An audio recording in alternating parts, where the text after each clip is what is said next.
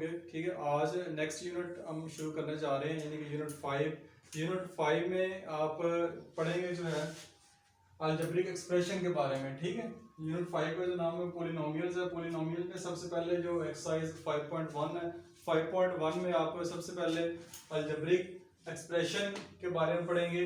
लेकिन algebraic expression को पढ़ने से पहले कुछ जो टर्म्स हैं, ठीक है, वो आपको उनके बारे में पता होना चाहिए, उनकी डेफिनेशन पता होनी चाहिए, और इसके अलावा उनकी पहचान जो है वो अलजेब्रिक एक्सप्रेशन में कैसे की जाती है, ये सब चीज़ें जो है आपको पता होना चाहिए। जिसमें सबसे पहले अलजेब्रिक एक्सप्रेशन, ठीक है, अलजेब्रिक एक्सप्रेशन में क्या कुछ चीज़ें होती हैं, अगर इसकी डेफिनेशन पे गौर करें तो an expression which connects variable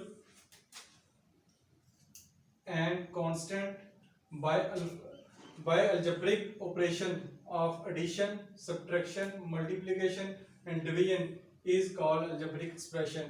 यानी कोई भी एक एक्सप्रेशन, ठीक है, जिसमें कनेक्ट्स, जिसमें वेरिएबल हो, कांस्टेंट हो, इसके अलावा लिटरल्स भी हो सकते हैं, ठीक है, वो आपस में कनेक्ट्स हो किसी भी अलजेब्रिक ऑपरेशन में।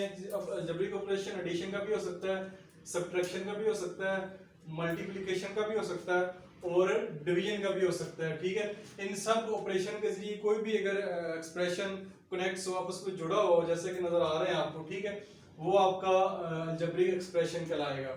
ठीक है, तो अलजेब्रिक एक्सप्रेशन की डेफिनेशन को और से समझने के लिए सबसे पहले जो है हमको वेरिएबल, कांस्टेंट, इनके बारे में पता होना चाहिए कि वेरिएबल क्या होते हैं, कांस्टेंट क्या होते हैं। ये वेरिएबल, कांस्टेंट को समझने के बाद फिर दोबारा हम इसकी डेफिनेशन के ऊपर आएंगे, तो उम्मीद है कि आपको ये डेफिनेशन ज्यादा बेहतर तरीके से समझ आएगी। ठीक है जी, सबसे पहले देखते हैं कि कांस्टेंट क्या होता है। ठीक है, कांस्टेंट का वर्ड आपने इससे पिछली क्लासेस में भी सुना होगा। ठीक है, आज थोड़ी सी इसकी डेफिनेशन पे भी गौर करते हैं और इसकी कुछ एग्जांपल्स भी देखेंगे कि कांस्टेंट जो है वो क्या होता है। कांस्टेंट क्या होता है जी? कांस्टेंट कोई भी एक फिक्स न्यूमेरिकल वैल्यू होती है। ठीक है, कोई भी फिक्स न्यूमेरिकल वैल्यू से मुराद है कि ये वाली वैल्यू जो है वो चेंज नहीं होगी। ठीक है, ये चेंज नहीं हो सकती। जैसे कि ये वो एक्सप्रेशन नजर आ रहा है 5x + 7। ठीक है, इसमें 5 है, 7 है, प्लस का साइन है, ठीक है, और एक आपको वेरिएबल नजर आ रहा है। ये बेसिकली एक अलजेब्रिक एक्सप्रेशन है जिसमें एक वेरिएबल भी है, कोफिशिएंट भी है, एक ऑपरेशन भी है और प्लस एक कांस्टेंट भी है। यहाँ पे जो +7 है, ठीक है, +7 है, इसकी न्यूमेरिकल वैल्यू जो है फिक्स है, ये चेंज नहीं होगी। ये आपका यहाँ पे कांस्टेंट कराएगा। ठीक है जी, इसकी न्यूमेरिकल वैल्यू जो है वो चेंज नहीं होगी, इसलिए ये क्या कहते हैं, आपका कांस्टेंट है। नंबर 3 पे आते हैं वेरिएबल क्या होते हैं। ठीक है, किसी भी अलजेब्रिक एक्सप्रेशन के अंदर, ठीक है, जो वेरिएबल होते हैं may have an infinite number of values. ठीक है, यहाँ पे वेरिएबल x है, y है और z है, 3 वेरिएबल यहाँ पे इस्तेमाल हुए हैं। ठीक, इनकी जो वैल्यू है वो इनफिनिट है, यानी चेंज हो सकती है, कुछ भी हो सकती है।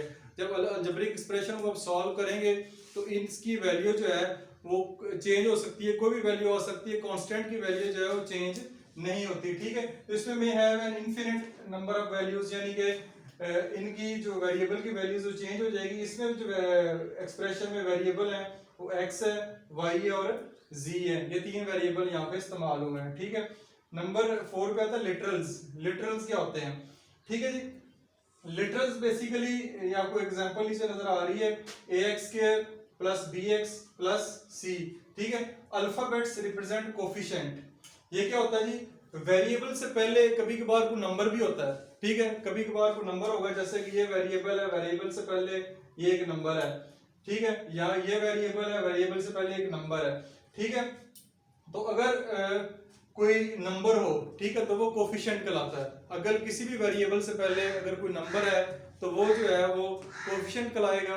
और अगर किसी भी वेरिएबल से पहले कोई नंबर नहीं है, कोई अल्फाबेट्स है, a b c कुछ भी हो सकता है, ठीक है, तो वो आपका जो है कोफिशिएंट कहलाएगा। ठीक है, जिस तरह यहाँ पे a b, ठीक है, और c, ये यहाँ पे आपके कोफिशिएंट है। यहाँ पे जो है क्या कहते हैं, कोफिशिएंट नहीं दिए हुए। ठीक है, कोफिशिएंट की जगह कोई अल्फाबेट्स दिए हुए हैं, तो ये आपके a b और c यहाँ पे लिटरल्स कहलाएंगे। ठीक है, इस डेफिनेशन को समझने के बाद, कांस्टेंट, वेरिएबल और लिटरल्स को समझने के बाद दोबारा हम चलते हैं अपने अलजेब्रिक एक्सप्रेशन की डेफिनेशन की तरफ, तो an expression which connects variable and constant, ठीक है, by algebraic operation of addition, subtraction, multiplication and division is called algebraic expression.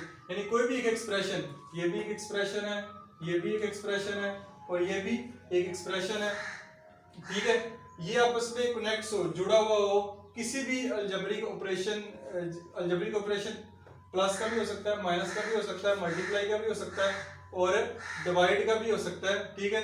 ये प्लस माइनस, जिस तरह ये कुछ एग्जांपल्स दी हुई है अलजेब्रिक एक्सप्रेशन की, x plus 2y, 4x minus y plus y, minus 2 over x plus y और 3y plus 7z minus 5 over 7, ये कुछ अलजेब्रिक एक्सप्रेशन लिखे हुए हैं। ये इसमें प्लस का साइन है, माइनस का भी है, डिवीजन का भी है और मल्टीप्लिकेशन का तो यहाँ पे नजर नहीं आ रहा, माइनस का भी है, ठीक है। ये कुछ अलजेब्रिक एक्सप्रेशन है जिनमें कांस्टेंट भी हैं, वेरिएबल्स भी हैं, लिटरल्स भी हैं और कोफिशिएंट भी हैं। इनको किसी भी algebraic operation, addition, subtraction, multiplication या डिवीजन से अगर ये आपस में जुड़े होंगे तो ये आपका जो है एक अलजेब्रिक एक्सप्रेशन कहलाएगा, पूरा एक अलजेब्रिक एक्सप्रेशन बन जाएगा, ठीक है।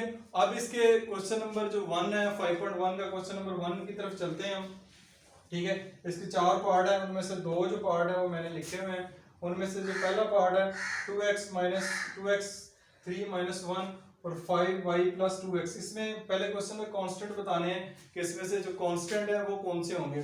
कांस्टेंट की बात करें तो यहाँ पे 2x की पावर 3 माइनस 1 है, ठीक है। यहाँ पे जो कांस्टेंट है वो ये वाला है -1, ठीक है। बाकी 2 यहाँ पे कोफिशिएंट कहलाएगा, x यहाँ पे वेरिएबल है, ठीक है। तो कांस्टेंट सिर्फ जो है -1 है, -1 का साइन आपने साथ जरूर लिखना है। इसके पार्ट 3 की तरफ आते हैं, 5y प्लस 2x, यहाँ पे देख सकते हैं वेरिएबल जो है वो x है, y है, ठीक है, और कोफिशिएंट इसके 5 और 2 है। यहाँ पे जो कांस्टेंट है वो कोई भी नजर नहीं आ रहा, कोई भी कांस्टेंट यहाँ पे मौजूद नहीं है। इस तरह इसका जो कांस्टेंट है वो 0 होगा, ठीक है। ये आपका क्वेश्चन नंबर 1 सॉल्व हो गया। इसकी जो डेफिनेशन है ये आपको आनी चाहिए, जब तक आपको डेफिनेशन नहीं आएगी, पेपर में मोस्टली डेफिनेशन कम ही आती है, लेकिन इनका जो कॉन्सेप्ट है वो आपको क्लियर होना चाहिए। कॉन्सेप्ट अगर क्लियर होगा, ये सारे algebraic expression, constant, variable, literals, coefficient, इनके बारे में अगर आप जानते होंगे तभी आप जो है ये आगे अलजेब्रा को बेहतर तरीके से समझ सकते हैं और मजीद इसके जो क्वेश्चन है वो अच्छे तरीके से आप सॉल्व कर सकते हैं। जी, तो अभी हम नेक्स्ट जो क्वेश्चन है एक्सरसाइज 5.1 का, ठीक है, उसको क्वेश्चन नंबर 2 और 3 सॉल्व करेंगे। क्वेश्चन नंबर 1 इससे पहले सॉल्व हो गया। क्वेश्चन नंबर 2 की तरफ चलते हैं। क्वेश्चन नंबर 2 है right the variable taken in the equation, यानी कि इस 2 इक्वेशन दी हुई है, इसके 4 पार्ट है, 4 पार्ट में से मैंने 2 पार्ट लिखे हैं, आपने तीसरा और चौथा पार्ट, ठीक है। तीसरे पार्ट में ये है x square minus x minus 1 is equal to 0 और 7y square minus 2y plus 3 is equal to 0। ये 2 इक्वेशन आपके पास दी हुई हैं। इन 2 इक्वेशन में से वेरिएबल जो है वो आपने लिखने हैं कि वेरिएबल क्या होंगे। जैसे कि हम इससे पहले पढ़ चुके हैं कि वेरिएबल क्या होते हैं। वेरिएबल जो है ये कुछ इनकी जो वैल्यूज है इनफिनिट वैल्यूज होती हैं, वैल्यूज इनकी चेंज होती रहती हैं। इस इक्वेशन में वेरिएबल जो है x नजर आ रहा है और फिर भी x है, तो इसको आपने 2 दफा नहीं लिखना है, x एक दफे लिखना है कि इसमें सिर्फ जस्ट जो वेरिएबल है वो x ही है, ठीक। इसके अंदर वेरिएबल देखें 7y square minus 2y plus 3, इसके अंदर जो वेरिएबल है जस्ट y है, 3 इसमें कांस्टेंट है और 2 और 7 इसके कोफिशिएंट है, ठीक है। वो नहीं लिखेंगे, वेरिएबल जस्ट एक इस्तेमाल हुआ है, इससे भी वेरिएबल जस्ट एक इस्तेमाल हुआ है। इससे ज्यादा वेरिएबल वाले क्वेश्चन भी हो सकते हैं, इसमें 3 वेरिएबल भी हो सकते हैं, 2 भी हो सकते हैं, लेकिन इन दोनों जो पार्ट्स हैं इसके अंदर एक एक ही वेरिएबल है।